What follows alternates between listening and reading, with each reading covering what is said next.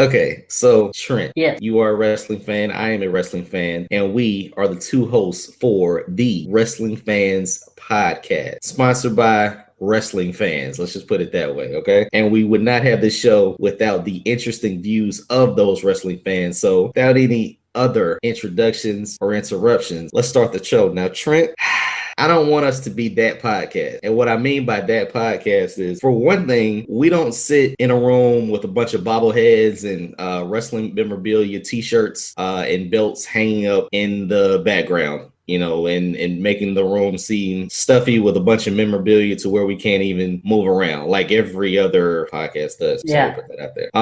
But we are two reasonably seasoned podcast veterans who discuss our passion for news and events that happen in professional wrestling, right? Right. And one of those is the weekly installment of the hit show for the WWE, and that is WWE Raw. Now, Raw this week was, I'll say, a throwback Raw, okay? Okay. I didn't mind the show.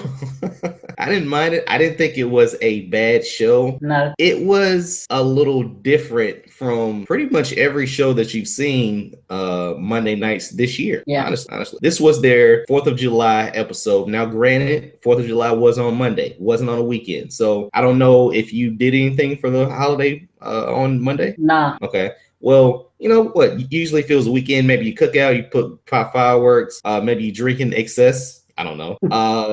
And then, you know, by Monday's kind of your rest day or something like that. And then you go back to work on Tuesday, maybe with a hangover, maybe without a hangover. But with Monday being with Monday being the holiday, Raw took a different direction, man. Yeah. It opened up with the food fight, which I don't think they've done a food fight or had all of the NXT, all of the WWE roster in the same room outside of somebody dying or, you know, Right. having all of them on stage for a moment of silence. So that immediately took me back in the day when they used to do that a lot, whether it's for the brand split or for like some big announcement. So I thought that was pretty cool. Right. And they used to do it like on, before they were split, they would do the whole food fight thing on like SmackDown or something. Because SmackDown was always, you know, on Thursday, Thanksgiving. Right. That's the one I remember. I remember Halloween gimmicky type SmackDowns. I remember, you know, people throwing cranberry sauce and turkey gravy on people on SmackDown. I remember all that stuff. So to see it on Raw was a change of pace, different way to open the show. Didn't mind it at all. Nope. And if you look closely, I'm telling you, Trent, who was the blonde in the gray dress with the smoking hot body? She was sitting on somebody's lap, and I don't think it was Lana. I just don't think it was Lana. I got to look at it again, but I don't think it was Lana. If anybody knows who the smoking hot blonde was, tweet the show at TWF_podcast, email it to us at twfpodcast@gmail.com. So with that said, how'd you feel about the rest of the show? Because we can kind of dibble and dabble on what we liked and what we didn't like. Right. Well, I think WWE had this show where they knew a lot of people weren't really going to watch it because it being the 4th. I think that's why, you know, a lot of the show was the way it was. Nothing really too noteworthy other than the Wyatt segment and the Bullet Club John Cena segment. Okay, well, let's do this. The women's promo, the women's segment with Charlotte, Daniel Brooke, and Sasha Banks. Yeah. I thought that segment was money. Yeah. And, you know, me being a boss fan, thought she came over really, really well. Didn't get distracted. Didn't even sound scripted, man.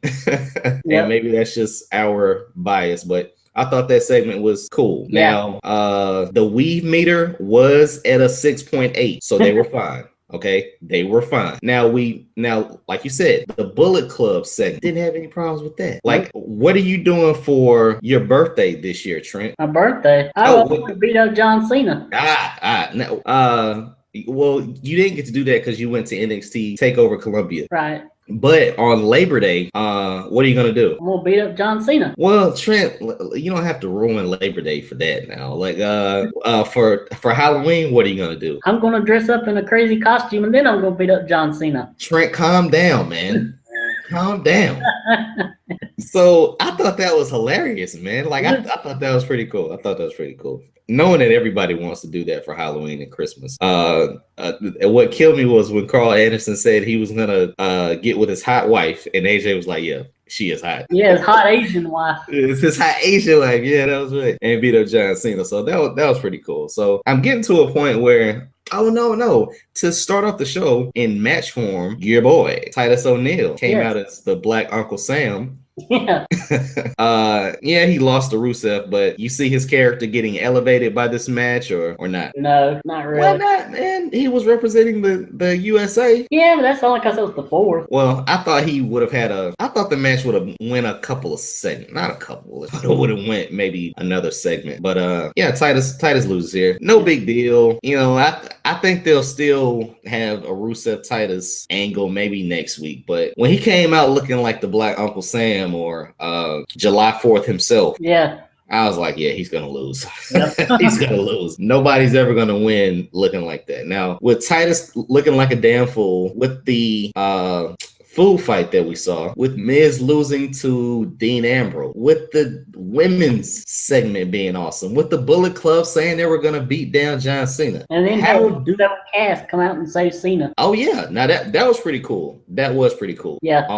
Was I watching the show? Well, I don't even remember if I was watching the show, but I'm on Hulu. Didn't Kaz and Enzo go up against two jobbers again? The Social Outcast. Social Outcast. Yes, two jobbers. because the Social Outcast this week. Right. No. Yeah, because the Social Outcast came out as the Minutemen, right? Yeah. All right. So at Battleground, is it set already that we'll get John Cena, Big Cass, and Enzo? Yep. Is the Bullet Club? Yep. Okay.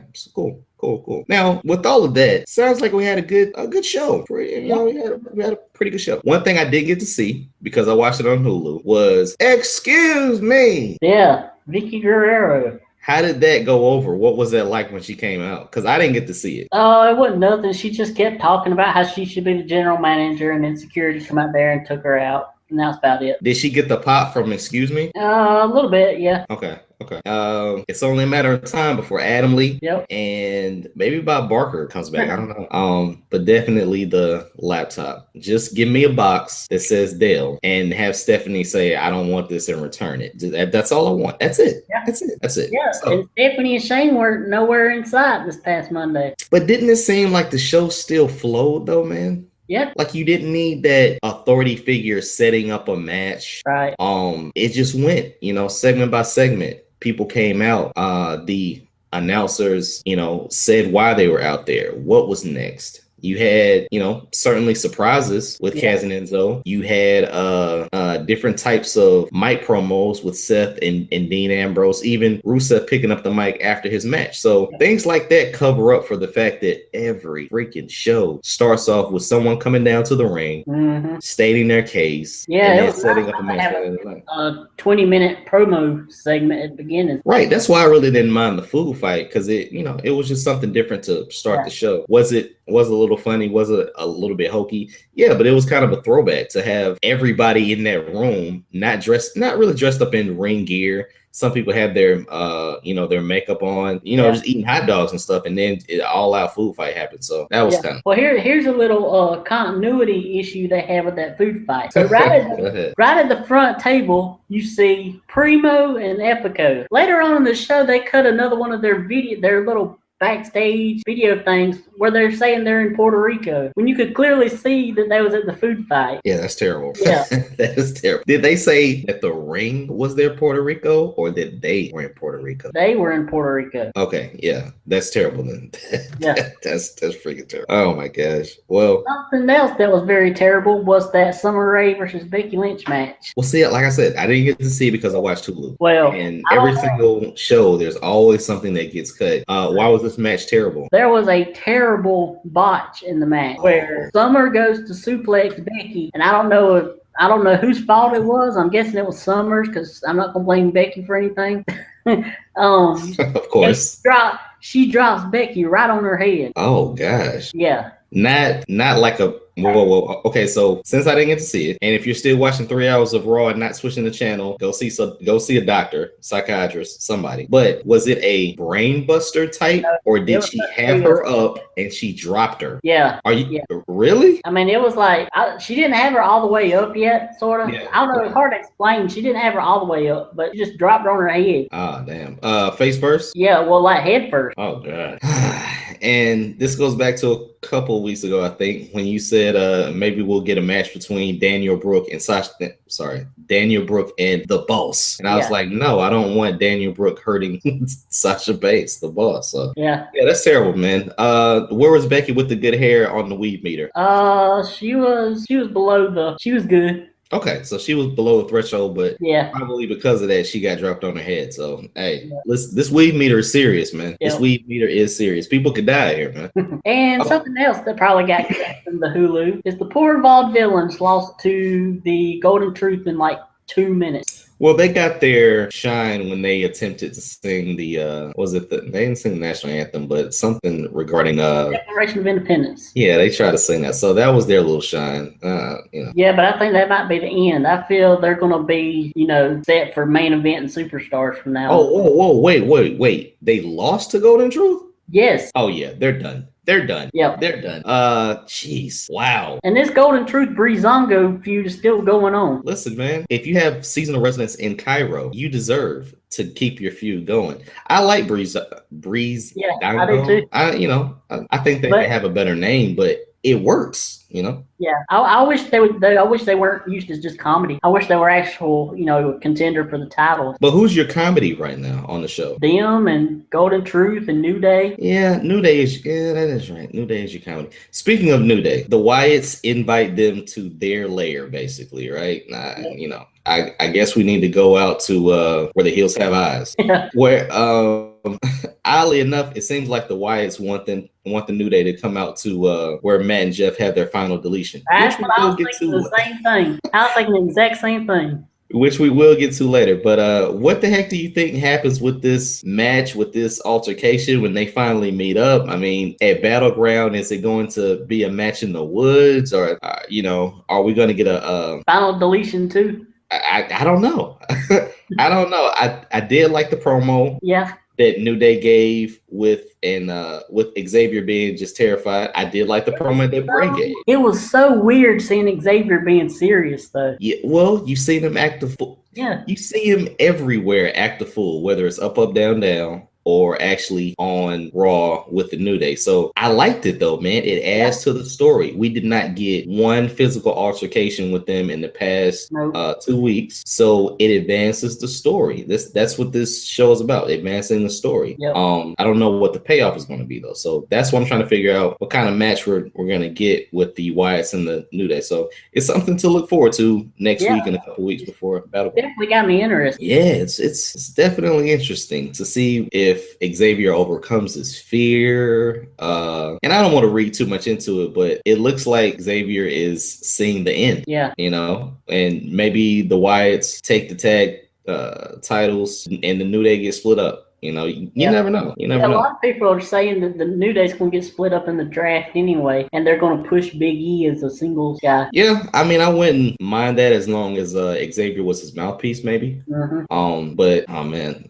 Which if that happens, poor Kofi, he's going to go right back to where he was before New Day. Yeah, that's the thing. I mean, you have stars, and you continue to have stars that get over and are selling merchandise, but you want to stop that train, which I don't know if that makes sense or not. But before they split, I would like to see them at least have a good feud. Yeah. That's it. Get all the money that you can out of them and then split them if you're going to split them anyway, Yep. Okay, so with all of that, the show sounds like a good show. Sounds like a very interesting show. Sounds like a show that we could talk hours and hours and hours about. Yeah. But the show ends 16-man tag. with a 16-man tag. Now, creatively, I thought it was cool. I didn't really mind it. You got, I'm gonna lose the names, but for the Team USA, you got Big Show as pretty much the captain. You got Apollo Crews, and I like how they put him in line, and Apollo Crews was shortest. It's so weird to see that. Apollo Crews, then Zack Ryder.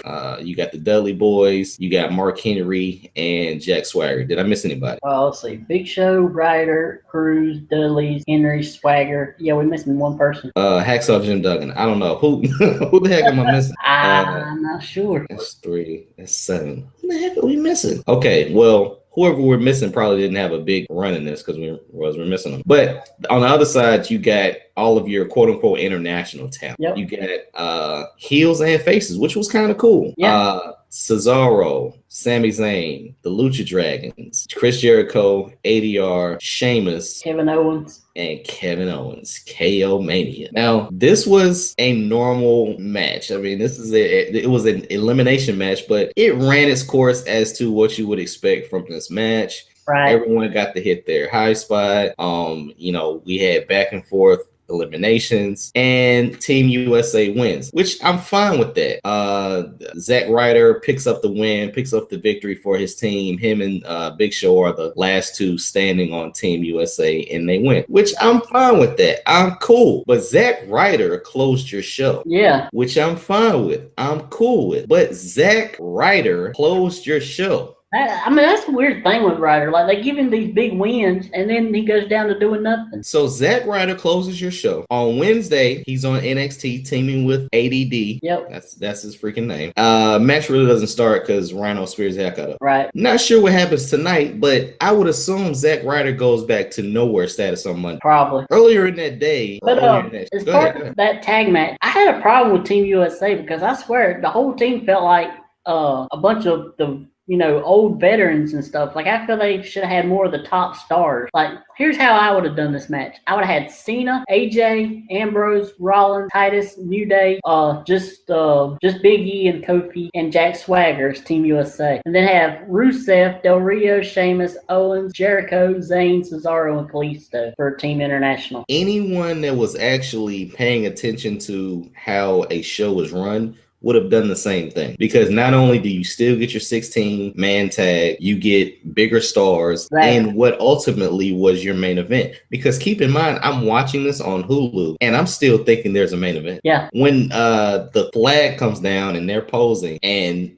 the announcers are signing off and the logo pops down at your bottom right, I'm like, what? Mm-hmm. That's how you ended the show? Like I said, I don't mind it, but that's how you end the show? Yeah, you don't put a bunch of mid-carders for Team USA in the main event without something to build off of, man. Right. If Zack Ryder goes on to face Miz at the pay-per-view for the Intercontinental title, wow, it's not even the US. Jeez. If Zack goes on to face Rusev next week and gets a surprise non-title win, okay, fine. That is happening. That is happening? I think he is facing Rusev next Monday on Raw. Okay. But he ain't gonna win it, probably. Well, is it non-title or for the title? It's for the title. Okay, so this is what we're going to do. For everybody listening to the show, need you to tweet, need you to email, need you to call in, send carrier pigeons or kites. What needs to happen is in this match on Monday with Zack Ryder versus Rusev for the United States title, Titus needs to come in and do a run-in and cause Rusev to lose. Yeah. That has to happen for this Monday night's Raw to end with Zack Ryder being the ultimate hero, overcoming the odds, a la Survivor Series-esque, and then winning on Monday and not going back to jobber side. Yep. Sounds perfect to me. Yep. Sounds perfect to me. So with that said, Trent, we are done with Raw. Now, I want to get this off my chest. And I'll edit this if you want me to edit it. But yes, we talk about wrestling. We're going to talk about wrestling. And we slowly delve into the lives of our co-hosts.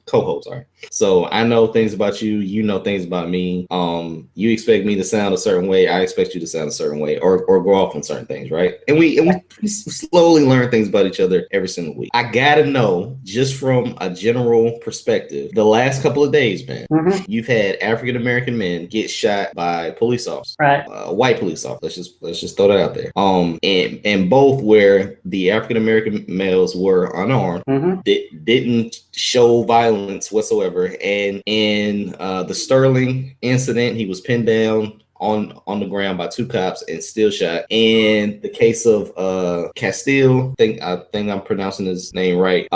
He was in a car with his girlfriend and child. They got pulled over. The officer comes to his side, asking for his driver's license and all that other stuff. And Mr. Castile, this young African American male, says, I do have a gun on me. I am registered, whatever, When he goes to reach for his license, the officer, pretty much kills him right then and there, whatever. And it was posted online. And just like the Sterling incident, it was posted. I've had a hard day today, man. Like probably hundreds of thousands of other people, if not millions. Just having to once again deal with this, not knowing where to proceed, not knowing if things will change or if they will get worse. Right. I'm very interested to know how you feel about this situation, because we come from different backgrounds, but you're a little younger than I am, and you're more lighter than I am. That was a joke. Oh. Sorry.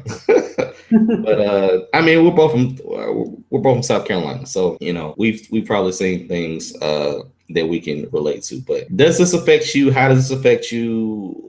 What is your stance? Yeah, it's a sucky situation that this has happened. These cops being so trigger happy to do something, showing their authority, overshowing their authority. No, it's not right. It's not right at all. Okay, all right, and it's funny that you say trigger happy, and overusing their authority, because that's the feeling that I get. Yeah. I said a lot of the times it's the younger cop that try to act like they're a badass just because they got a badge and they want to show their authority. Right. A lot of times it is. But I mean, sometimes it's the older ones too, but a lot of times it's the younger ones, I feel, that really, are punks and that, overstep their authority. Yeah. I mean, like I watch cops and stuff, and like these people will be trying to explain to the cops something's happened or whatever, and they'll go to touch the cop. And the cop freaks out, like, you're not supposed to touch the guy. You're not supposed to touch him. Even like, it's not even in a threatening manner. He's just trying to explain to the cop what happened. Yeah.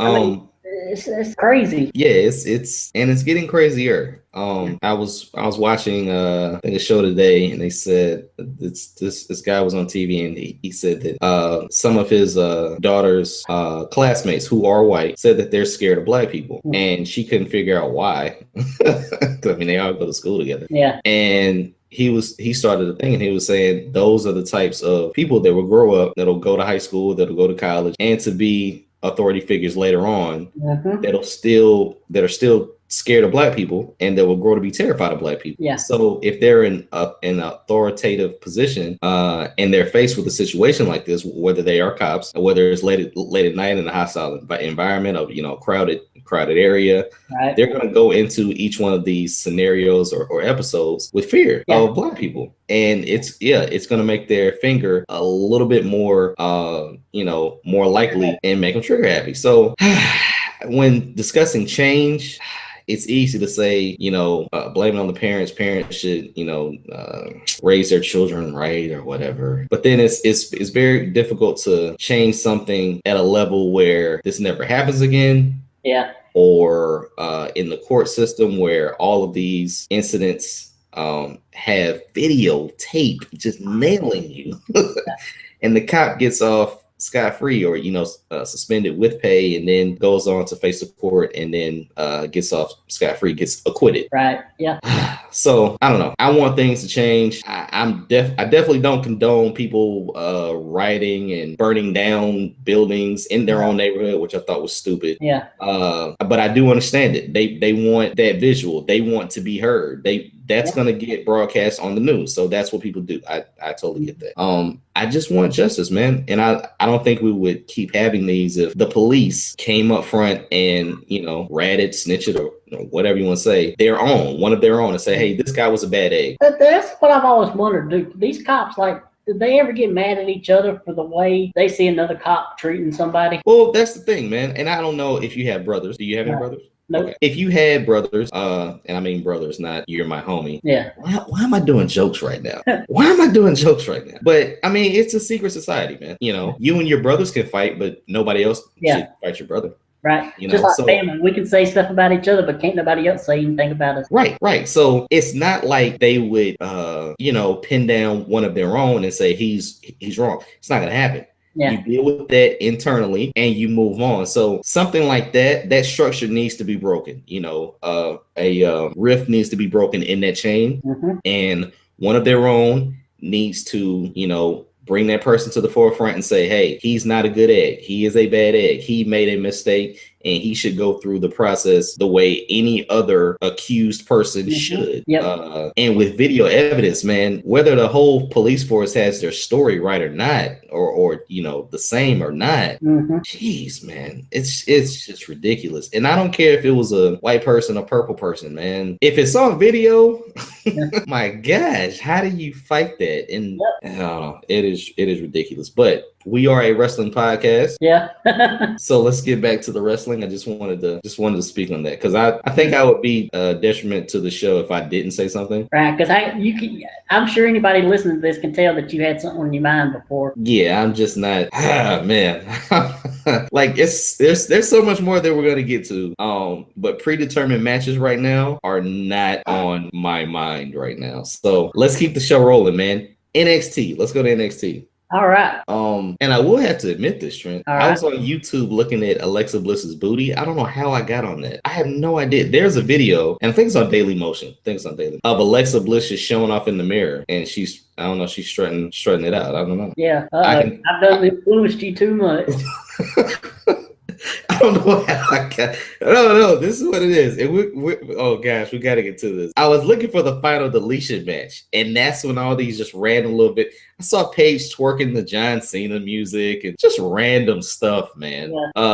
So yeah, final deletion. We got to get to that, but let's stay on NXT now. Alexa Bliss goes up against Bayley. Once again, man, Alexa Bliss is riding a wave. I would have wished I don't want to wish that, but this was the type of match where even if she lost, she had a good showing. Yeah, I enjoyed this match a lot. Well, that is your girl. Well, yeah, I'm talking about from an in-ring wrestling standpoint. Right, but regardless if she was in there or not. Trent, how many girls do you have right now? Well, in WWE, I got like 4. Eva, Alexa, Emma, and Becky. Yeah, you got a stable, man. You definitely have a stable. Now, yeah, man, Alexa Bliss is just showing improvement. The pint-sized pit bull who got rid of her vanilla ice cream cones is just doing what she does, man. And it was a really good match. Wow, Alexa Bliss has come a long way to really having a standout match on NXT. Yeah, I mean that match she had, it was almost, takeover quality. Be on takeover.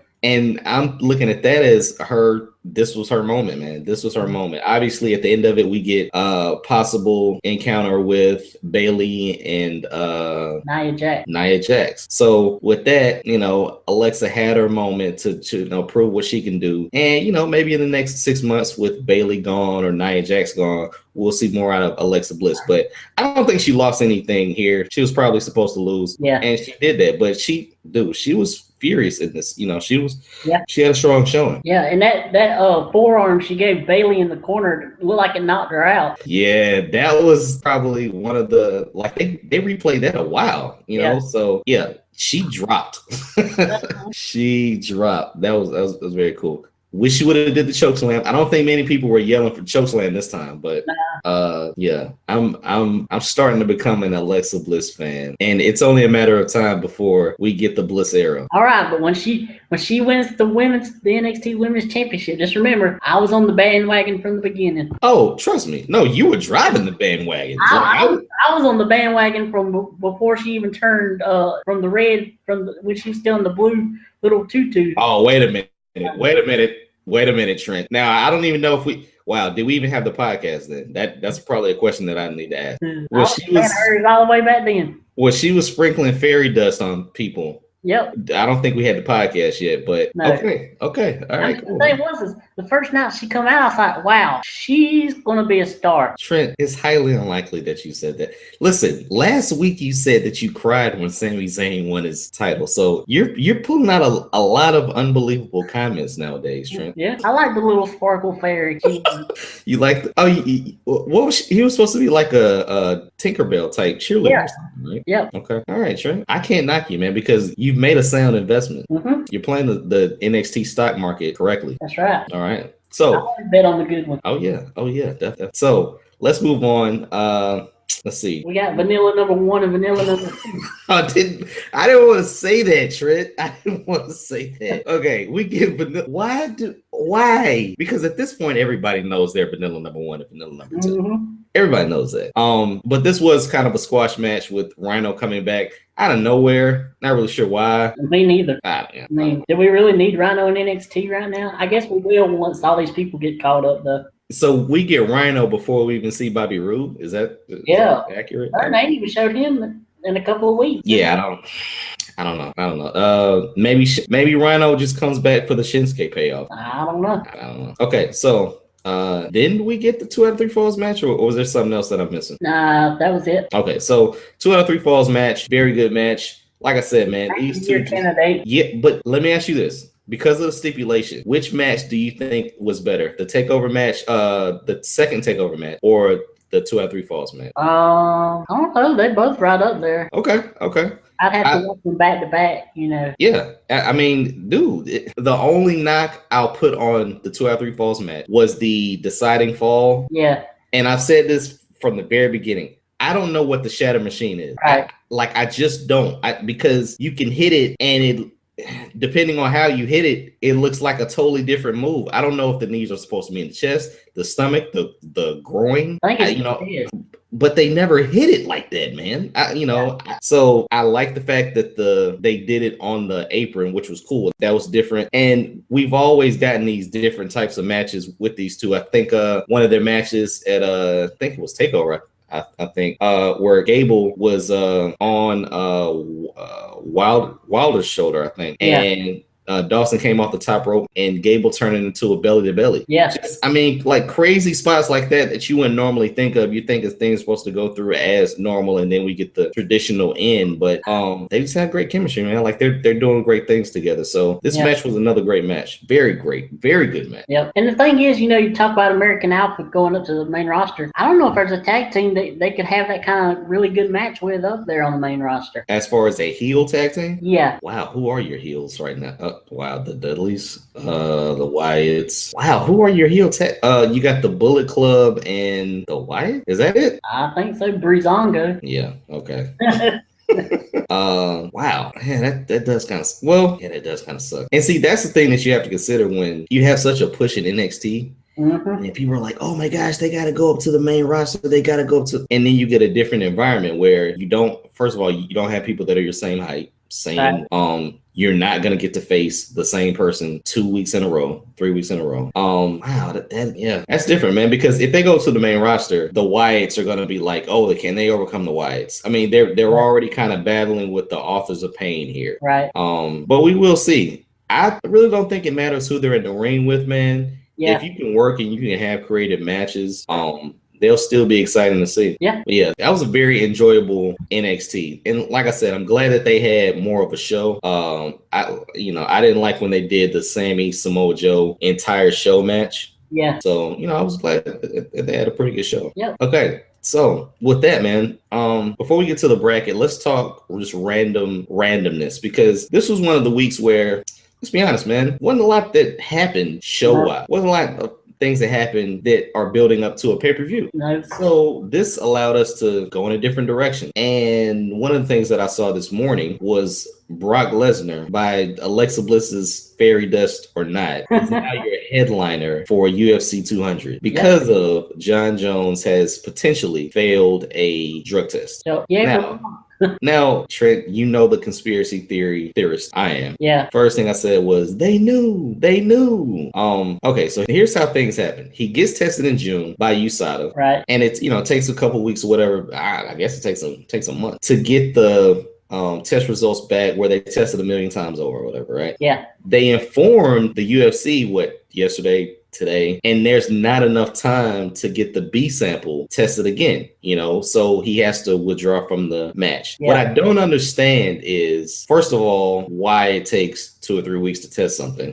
That's number one. Yeah. Second of all, why doesn't the UFC have enough money to make them test it? Because I don't know. To cancel a match just seems ridiculous to me. Especially this close. this close, man. And then the third of all, why can't they just have the match just for, I don't know, bragging rights, just so the match happens? Yeah. No title, no let's see. Like you I guess you couldn't have an undisputed champion, but you could do something different, man. Like have John Jones lose his title, but keep the interim still on Cormier or something like that. If John Jones loses or something, I don't know. I just thought it was a little weird that you cancel a fight, not due to injury, but to a potential drug violation when you've already had matches where the two competitors going into it were clearly on something, and then you find out a month later. So I don't really see why you cancel a fight, especially with the money involved, with the promotion involved, man. You already had Diaz and McGregor canceled. So why would you cancel this one? And then luckily you have Brock Lesnar and Mark Hunt. I don't want to say it too fast.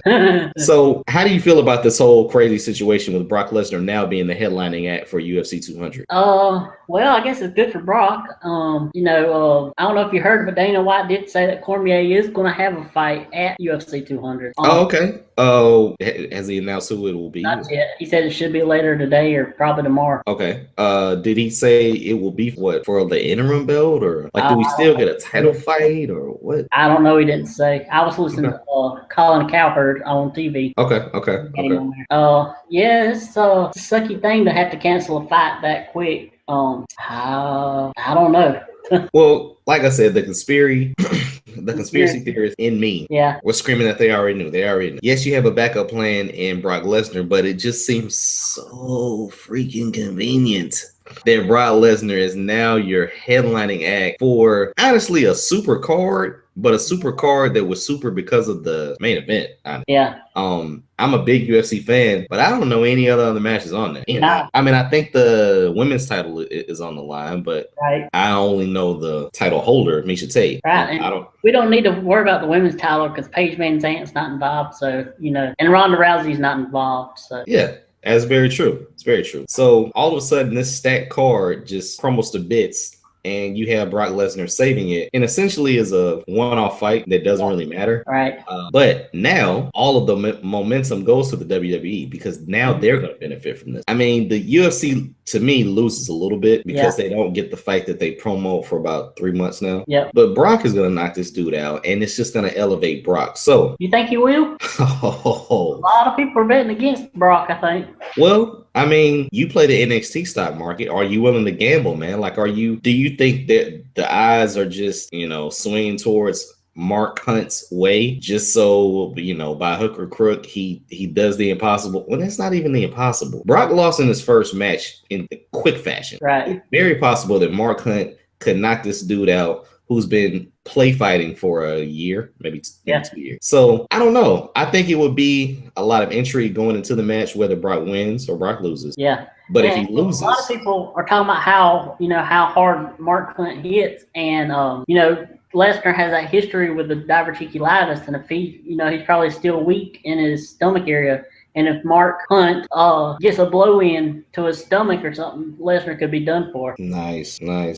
Trent, you've got me back into this pay-per-view right now. I was totally against watching it due to John Jones not fighting, but I might just watch it now. I might just watch it just because there's a possibility that Brock Lesnar is going to get knocked out or that Brock's going to tap. So if he loses, the WWE loses. If he wins, let's go down that rabbit hole of what the possibilities for Brock Lesnar in WWE. I don't know if you've heard, but Brock Lesnar will be at SummerSlam. His opponent will be Randy Orton. There you go. The Mr. RKO himself, whether it's a spoiler now or later. Interesting dynamic with Randy Orton versus Brock Lesnar. Is that a match you really wanted to see? I don't think so. I don't think so. I don't know if Randy plays the heel and Brock is your face, or if Brock is your badass and Randy cowers away from him or slithers like a snake to. I don't know how you play this up, but here's another thing. If Brock wins his fight at UFC 200, they don't need to have him lose against Orton, but at the same time, you don't want Orton to lose in his first match back. Well, this is not NXT, so you don't get any points by losing. It may have helped Dean Ambrose, but I don't think it helps when on your debut, I'm guessing Randy comes back at SummerSlam. I don't know. That he loses to Brock Lesnar. So why it's Randy Orton Orton? I don't know. I have no freaking idea. If they do a 180 and it's Kevin Owens, great. Yeah. But I don't know, man. I have no freaking idea. Listen, if you're playing a video game and Trent wants to be Jason and I want to be Sub-Zero, great. Does it make sense? Heck no. So if we're playing 2K 16 and Trent is Brock Lesnar and I'm Randy Orton, it may look good in a video game. If I can RKO Brock Lesnar, cool. If Trent F5s me on the table and it collapses and we're both double DQ, fine, looks great. But how do you sell that? I don't know. And even just their styles, the way their style is, but their styles, it don't match for a good match. It don't add up to a good match. It doesn't. I mean, you're basing this off name alone. Yeah. And maybe that sells tickets. Maybe that sells out SummerSlam. Maybe that gets a lot of shine on Raw, knowing that Brock's probably not going to be at a lot of Raws from now until SummerSlam. So you get Randy to do the promo. You get Heyman to do the promo, I guess. I don't know. Do you think Heyman will be with Brock at the fight Saturday? Nah, I don't think so. From what I've heard, man, that's really a WWE strained relationship. Like, Paul Heyman is not really your real life agent. Yeah, but Paul Heyman are really good friends. I totally understand that. I just don't think it helps Paul Heyman for one, and the WWE to have Paul Heyman at the fight. I just don't think it does anything. Maybe, I don't know. Like, for first things first, Paul Heyman's not going to be in Brock Lesnar's corner. No. So to have Paul Heyman at ringside or in the crowd, whatever. Be in the crowd as a spectator. I just don't think that really helps. Like, it's different when it was Undertaker and what Undertaker had like a front row seat. Yeah. But with Paul Heyman, I don't think it does anything, man. I don't know. What if Randy's in the crowd? Yeah, that's what I've seen read somewhere. What if he's in the crowd? Now, if Randy's in the crowd, you can build up. You can do that. Yeah. You can do that. But geez, that's probably the only way I see something happening. I don't know. Do you see not even actually like getting involved, just being there to watch the fight? Do you see any other, like some of the other WWE people or anything in the crowd just because they would be interested to watch it? Let's go back to when The Undertaker was in the crowd. Okay. Yeah. Dude, maybe it was planned, maybe it wasn't. But Brock walks right past him, front row. Mm-hmm. They have a stare off, and it's like two ships passing, and that's what everyone was talking about. Oh, right. Did you see that? Now, whether it's scripted or not, if they put Randy in the crowd, already announcing Randy will be his opponent, you could do something with that. Win, lose, or draw. Brock's next opponent will be Randy Orton, and he passes by him, and they just have a stare off, or he bumps into him with his shoulder. Something, man. Yeah. Because now you're going to know after this dude loses or wins to Mark Hunt, he'll then have to go up against Randy, and Randy's right there. Yeah. Now, if Trent and I were on the WWE creative team, Randy would already be in Las Vegas or wherever they're having this freaking fight at. Yeah, it's in Vegas, I think. Yeah. So once again, Trent needs to get hired, and I need to get hired. It's very simple. It's very simple, fans. Very simple. And also, one other thing, for WWE, would you have announced this before the fight? Because what if Brock Lesnar gets injured or something and he can't make SummerSlam? Well, Trent, remember we talked about this. WWE didn't do anything. Yeah. They didn't talk about it. They didn't do anything. They have now. They have now. Once I figured that it was rigged, see, here's where I'm coming from, man. We didn't know if Brock Lesnar was like the main event. We didn't know where he was going to be on the card, because in reality, it's a one-off. Yes, he's a big name, but it's pointless, man. It's really pointless. Like, it'll be big news if Mark Hunt beats him, but it won't be big news if Brock Lesnar wins and then never shows up in the UFC for another 6 months or another year. So my thing is, Vince is like, got this little dope head, huh? Put him in the main event, and now we'll get into the promo business of doing this. Because keep in mind, man, you might be a WWE fan. People might not still be UFC fans. Like, they might not watch this stuff, dude. Especially when you have the WWE Network for $9.99, shameless plug, and UFC Fight Pass or their UFC pay-per-views like $50, $60. Some people still might not know this stuff exists. So for WWE to publicly acknowledge, hey, Brock Lesnar's fighting in the UFC, it's a big deal, man. It's a very big deal. Brock Lesnar should not lose. Should damn near be rigged that he knocks him out in 2.2 seconds. But we will see. We will see. I wonder tonight when they actually announce Brock as facing Orton, I wonder if they'll actually say anything about the fight. They should. I mean, this is their last time to say something, right? Yep. This is their, you got 2 days before the fight? Yep. If Brock knocks this dude out, I bet you're going to hear a bunch of it on Monday. Yeah. And if he don't, you'll never hear about it again. Yeah. If Brock loses, according to WWE, he didn't even have a fight on Saturday. Yep. So, and I'm pretty sure they'll play an injury angle out of it or something. Yeah. Yeah. So Brock Lesnar is dominating sports entertainment right now, thanks to John Jones, I guess, taking the banned supplement, or I don't know. Crazy. Yep. Now let's get to the big news. Final deletion. Yes. Trent, what the heck is this, man? I think it's should be a PSA for why you shouldn't do drugs. Wow, nice one, Trent. Go ahead. Actually, I can't take credit for that. That was Willie. We was talking about it on Facebook, and he said that. Well, I saw his not the PSA part, but the other part about those on drugs. Shout out to Big Willieism. Gotta plug what is it, Double Stomp Promotions production. Yep. I saw his video on Final Deletion where he's just watching and just cracking up. So shout out to Big Willieism, man. Big Willieism should join the show and guest appear. So all right, go ahead. Final Deletion. What the heck is this? It was crazy. We had people jumping out of trees and people fighting in the water and fireworks going off. I said, hey, at least they timed this pretty correctly the day after the 4th of July. Yeah, definitely. I think the big star coming out of this whole thing is the gardener. Everywhere on Twitter I look, they talking about the gardener guy. Okay, now fill me in now. For, was it Slammiversary? Right. They had the video and where Jeff came to the house and then they went in that gym or whatever. Yeah, right. And then they had the match at Slammiversary. Right. Did I miss anything? Or because I only saw this outdoor match. Like, did I miss any other kind of vignettes leading up to it? I think there might have been, but I haven't seen them either, so I don't know. Okay. So what I saw was, and when you say the gardener, was that the guy that gave the disclaimer, don't try this stuff at home? I think so, yeah. Okay. So the guy that, after Jeff Hardy turned into Willow, Matt pulled the mask off and it was right. Yeah. Okay. All right. His name is Senor Benjamin.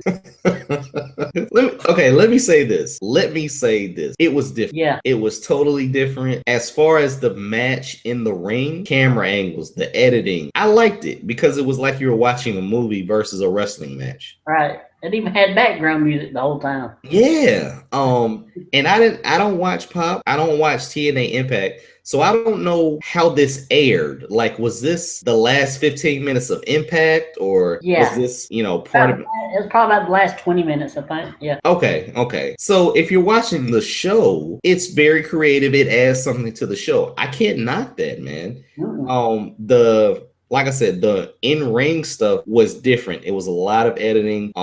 It was different. I like that. Now, when the fireworks came out, I'm like, okay, where the heck is this? That was crazy. Jeff had a trash can lid. That was just trying to ward them off. And then I wish I knew firework names. I'm just gonna throw Roman Candle out there. Matt Hardy hides behind a boat, and Jeff is just firing him at the boat. It's crazy. Yeah. It was insane. And somehow they go into this, can't say gravel pit, but like this mud pit, basically an unfinished. Dirt bike. Yeah. Oh, that was a dirt bike area? Okay. Yeah. And I guess Jeff, or Brother Nero, is climbing up this, let's be honest, it's a cross. Yeah. I don't care what anyone says. He's climbing up this cross, I guess, do some kind of dive onto Matt. The cross gets set on fire, explodes or whatever. Jeff, falls off of it, and we get the win. And then, a la the corporate ministry, Matt is standing in front of the cross on fire. The cross is on fire. Yeah. Looking like the Undertaker, whatever. So yeah, this was weird. I mean, as weird as it was, could you imagine if he was on drugs or something and watched this thing? Well, And like on a acid trip or something. I don't know what the demographic for TNA is, but if you're in college right now, I think the demographic for TNA is anybody that can get to watch. Anybody that can get to watch. You ain't lying. If you were in college right now, I don't know why you'd be in college right now for summer. I don't know. I don't know why he was in college to be watching TNA either. If you do drugs, fine, whatever.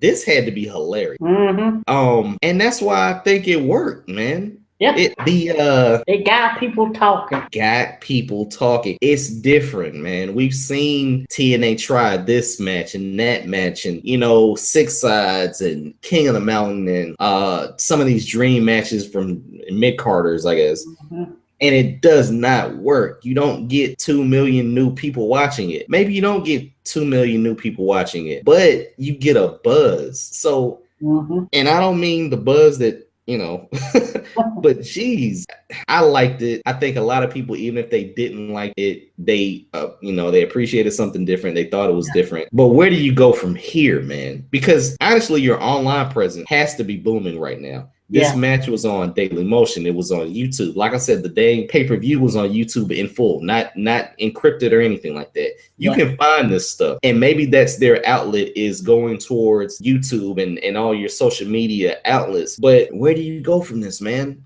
Where do you go from this? I have no clue. Hopefully, this has been hyped. Hopefully people will watch the rest of the show and not just this, like I did. I just watched that part. I didn't watch the whole show. But hopefully those that did watch the whole show, found something else they liked, got interested, and hopefully they gained more viewers from that. Good luck to TNA. I think this was a really good shot. I'm very curious to find out if Matt and Jeff came up with this idea, because you're going left of everything. I think I read a while ago that it was them, and then like Jeremy Borash done a lot of the directing and editing and stuff on it. But it was Dixie and the Hardy Boys' idea to do something completely different. Yeah. So maybe she is mind up there, Oh, whoa, wait. Not only were you cutting out, I think you were giving DC Carter credit. So say it again. Yeah, I said maybe she does have a little bit of a brain up there for wrestling every now and then. I need you to hang that on your wall. Shout out whoever was in control of this design plan. I mean, it was executed very well. It got people talking. That's all you care about, man. I like the part at the beginning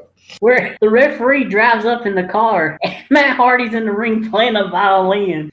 He's like, what the hell am I getting into? Are you the official? Yeah.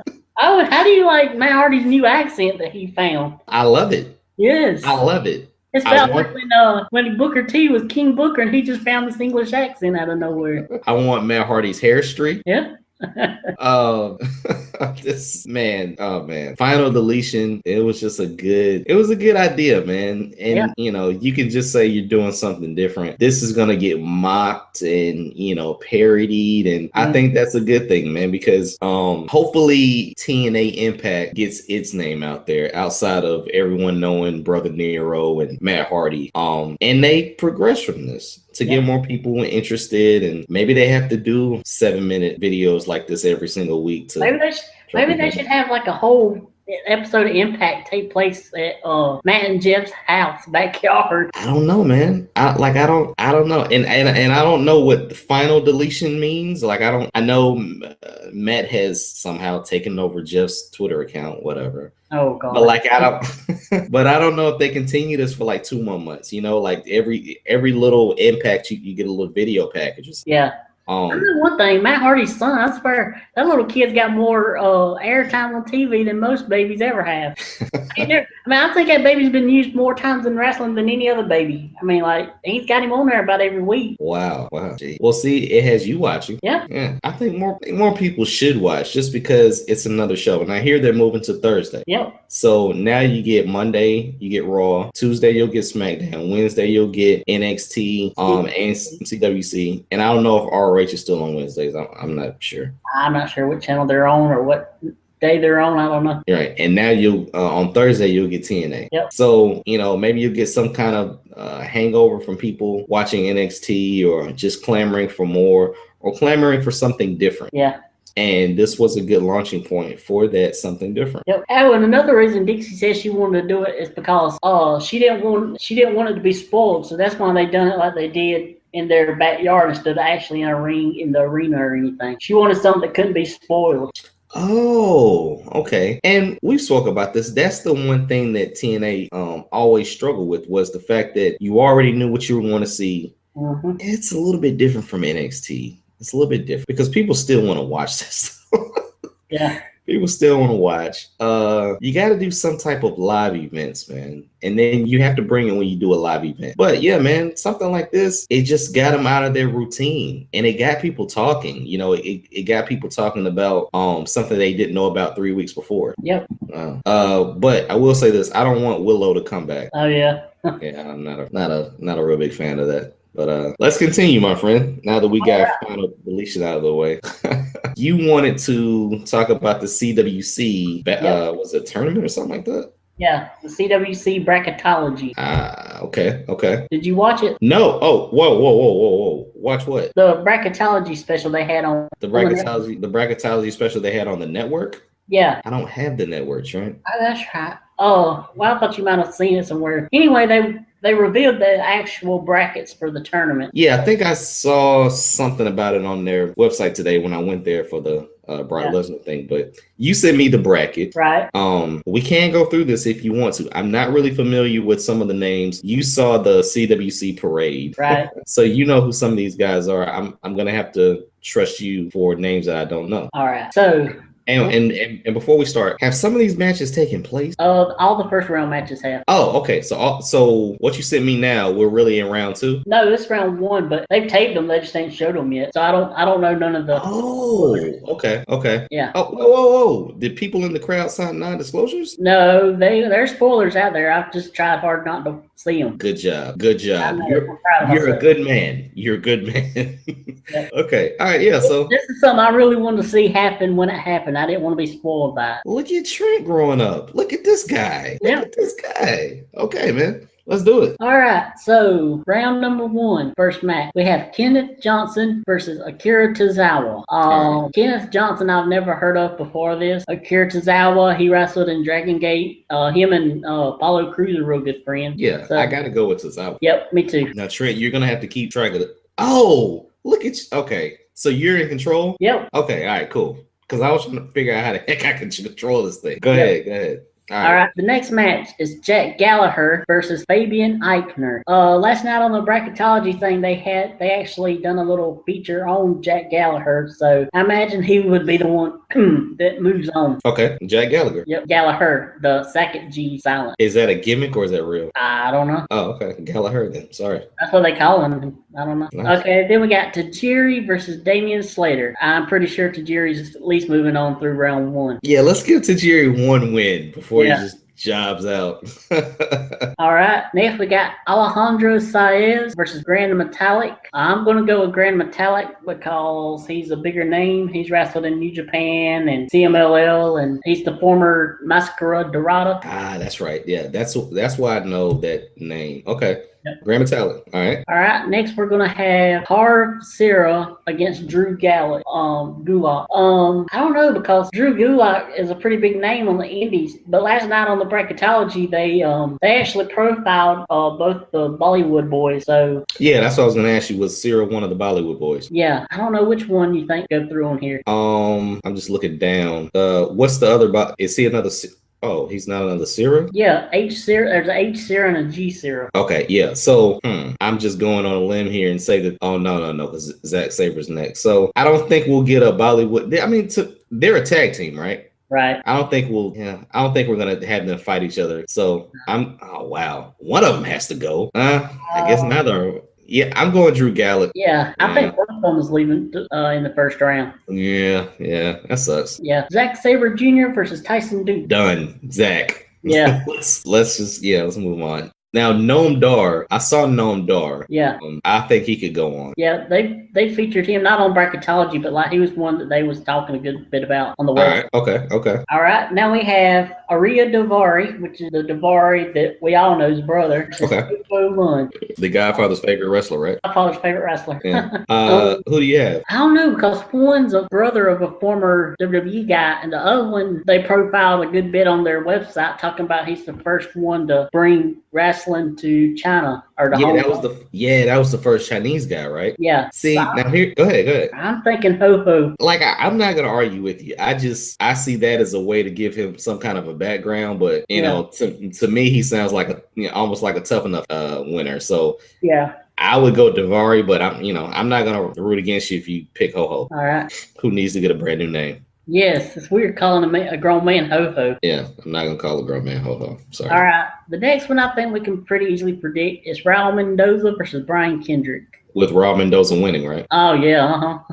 Hey, they actually did a pretty good profile on Kendrick. Oh, really? Yeah, they was talking about how, he's probably one of the older ones in the tournament. And will his age be a factor with all these, newer, younger guys? Gotcha.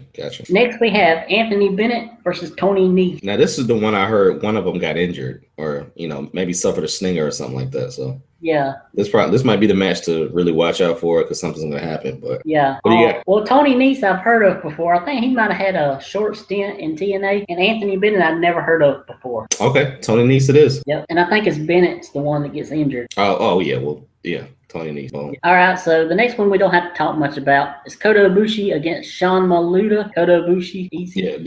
Do you know who Sean Maluta is? He's the nephew of one of the Wild Samoans, so he's in the Samoan dynasty. Which, if he was against somebody else, I might actually go with him because you know how WWE love their Samoan. Yeah. Definitely. But there ain't no way he's beating, Kota. Listen, Trent has done his research. I haven't. Trent has the network. I don't. Let's just put that up. Number 12. Next, we have Cedric Alexander going against Clement Petois. Cedric, I think. Yeah, CA all the way. Yep. And unfortunately, looking at who he's against in the second round, he's not going to get too far. Well, I'm pushing for it, but let's let's go. All right. Next, we have TJ Perkins against Domac. Is that really his name, Domac? Yep. D.A. Mac. Okay. I'm going with TJ. They done he was homeless for a while. They was talking about last night on the Bracketology thing. Oh, okay. A very interesting one. All right. Johnny Gargano versus Tommaso Ciampa. I like this one just because they face each other in the first round.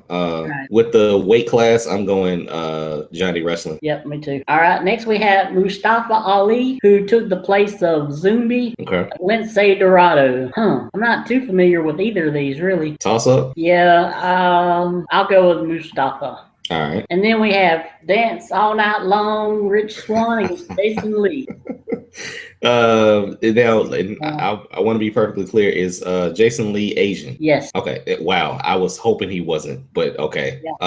Yeah. I'm still going Rich Swann, so we can dance all night. Yeah. They done a thing on him last night too. They talked about both of his parents are dead. Oh, Rich Swann? Yeah. So he's dancing to keep him crying or something? I don't know. Yeah, but said they died at an early age, or when he was at an early age. So. Jeez, that sucks. All right, going into round number 2, we have Akira Tozawa versus Jack Gallagher. Tozawa? Yeah. All right. Then we have Tajiri versus Grand Metalik. This is interesting. Because I could see either one going through. Well, like I said, I think Tajiri and Brian Kendrick get a little shine. I don't think they get far. I think they get a little shine. So I wouldn't be surprised if Tajiri lost here. Yeah, because I think Grand Metalik needs to be somebody who I think WWE needs to sign. All right. After Drew Gulak versus Zack Sabre Jr. should be a pretty good match with Sabre coming out as the winner. Yep. Noam Dar versus Hopo Lund. Not calling a man ho-ho. I think we have to go with Noam here. All right. Also, I heard that Ho-Ho's not that good, really. How many ho-hos do you know that are good? None of them, really. Okay, just checking. Then we have Trent, huh? Go ahead, what? Stay away from ho-hos. Yeah. That's all I'm saying. Yep. All right. Then we have Brian Kendrick versus Tony Nese. I don't know. I think I might put Kendrick through on this one. Let's do it. Like I said, Tajiri and Brian Kendrick, I'm very interested to see what the heck happens with these guys. Knowing that, yes, they are vets. How far they get, what kind of matches they put on. So, yeah, let's do it. Yeah. Kota versus Cedric Alexander. Now, I'm pushing for Kendrick. I'm pushing for Cedric Alexander. I've always done this. I got Cedric and Zach at the end. But let's go. Let's push forward. Let me tell you a little thing about Cedric. You remember when I went to Columbia and I told you about that little boy that I met who knew about as much about wrestling as I did? Yeah. His favorite was Cedric Alexander. Cedric Alexander was very good. Yeah. I mean, he was heavier in ROH. I think he lost 15, 20 something pounds to get down to this weight. Cedric Alexander's pretty good. Yeah. I mean, and the fact that he's black, it just adds to it. To be in the cruiserweight division, where you think of, first thing you gotta think of is luchadors, obviously. Yeah. With this influx of all the Japanese talent, maybe you go that way. Zach is kind of riding on his own. Yes, they have a lot of international talent, but Zach is kind of riding on his own. So to have just a regular old black guy, right? But I think the guy that's going to feel that thing, because unfortunately it's WWE and they're not going to have more than one go far. I feel Rich Swann's going to be the one that goes further. Okay. And I think that'll be a detriment, but I see where you're going with that. Definitely see where you're going with that. I gotta go with Coda going through this round. Let's do it. All right. Next we have TJ Perkins versus Johnny Gargano. My mind says Johnny Gargano, but since this is about discovering new talent and everything like that, I would go TJ Perkins. All right. I think it would be a big upset though. Yeah. And then Mustafa Ali against Rich Swann. Dance all night. Yep. Dance all night. All right. And so then the final, what is that? Final 8. Yep. The quarterfinal. All right. We have Akira Tozawa versus Grand Metalik. Let's see. I'd say Grand Metalik. Wow. Okay. Yeah. Grand. Let's do it. Because when you think cruiserweight, you think luchador. I think they're gonna have at least one luchador in the final 4. Okay. Makes sense. Yeah. Zack Sabre against Gnome. Wow. You didn't even get Gnome out of your mouth before you moved Zack Sabre over. All right. Then we got Kendrick against Ibushi. Ibushi. Yeah, Ibushi. Yeah. And then Perkins against Rich Swann. I'm going to go with Rich Swann here. Wow. Okay. All right. Yep. Keep in mind, Rich Swann did go up against Finn Balor. Maybe he has that riding in his cap. I don't know. All right. The semifinals. We have Grand Metalik against Zack Sabre Jr. Zack Sabre. At least you waited and asked this time. Yeah. And Ibushi against Swann. Coda. Yep. And then Zack against Ibushi. Let's tease that for the next show. All right. And with that, I think we're done, man. All right. You can tweet Trent at MTW3589. You can tweet me at Bangham South. The official Twitter page for the show is at TWF_podcast. Trent, our Facebook page is Facebook.com/TWF podcast. And you can email the show at the email address twfpodcast@gmail.com. And also, if you send us an email, send us a DM on Twitter to let me know or let Jason know, because I don't check the email quite as often as I do the Twitter. Yeah, I'm definitely checking the email. Yeah. Have we got anything yet? No, we have nothing. And that's getting edited out. Funny thing to note, Tazz's show, Tazz Suplex Machine. Yeah. He had some issue with Rock or whatever. And so he was trying to... About that. Huh? I read something about that. I didn't know exactly what it was. Yeah, something about something about Hump Day promos or something. Like you can call in the Tazz show and do a promo. And then Rock is basically having something like that. But essentially Rock, Rock has people. So Rock's people probably suggested something to him and Rock was like, yeah, sure, go ahead with but Tazz was like, he was saying Rock has 10 million Twitter followers, and Tazz is one of them. And Tazz has a show, and he was saying, for the 43 people that listen to the show, and everybody just started laughing. And he was like, yeah, it's pretty accurate. So, and he's been on for a year, dude, and he's on CBS Radio. So, we will get this thing rolling. Definitely need some guests, and yeah, man, we will get this thing rolling. Trust me, my friend, this thing will take off. I don't assume that you'll be doing a sex tape anytime soon, Trent? No. Okay. All right, well, unless I meet one of my 4 ladies from WWE. Tweet that. Also, hashtag Y2J Rock. I'm still voting for Y2J to face The Rock at WrestleMania. Hashtag Daniel Brooke. Hashtag TWF. Tweet us, Facebook us, email us. You got anything else, Trent? Nah, that's it for me. Hey, Trent, thank you for rocking with me on the show today. For all of our listeners, thank you for joining the show. Talk to you later. All right, bye.